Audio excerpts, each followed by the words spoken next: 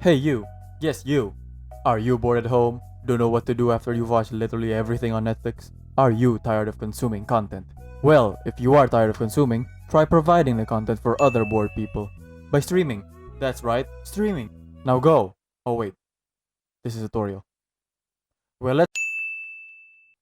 First off, the basics. You need a pretty good PC, so none of that potato computers nonsense. You'll need a decent CPU with 4 cores or more. More cores means more multitasking. You'll also need a capable GPU that can handle video encoding pretty well. Generally, Nvidia is better with their NVENC encoder. And if you want to stream some high-octane gameplay, you'll need a GPU that can handle both encoding and gaming. Lastly, and this is optional, if you want to have yourself in the stream, you'll need a mic and a camera. Now on to the software. This is pretty thorough. You pretty much only need one thing, a streaming software. There are multiple popular software such as OBS, Streamlabs OBS, and XSplit.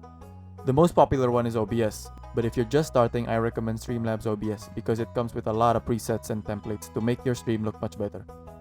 So, I'll be using that as the example. So first, you'll need to choose a platform to stream to, either Twitch, YouTube, Facebook, or Mixer, or any other sites. You will go to your settings, put in your account stream key that you got from said platform, and then you'll head to Output Settings where you'll see the Stream tab. Now, choosing bitrate is different for everyone. I'll show a table that corresponds to each resolution quality with its bitrate. This varies according to your internet connection. Next, you'll need to pick an encoder. You can choose between using your CPU or GPU as your encoder, but I highly recommend using your GPU if you don't have a powerful enough CPU to handle video encoding. Next, you'll want to pick the audio bitrate. Generally, websites support up to bitrate of 192 kilobytes per second. If you've done that, then you're pretty much done. So, you might be thinking, what can you do while streaming? Well, the answer is pretty much anything. You can stream gameplay,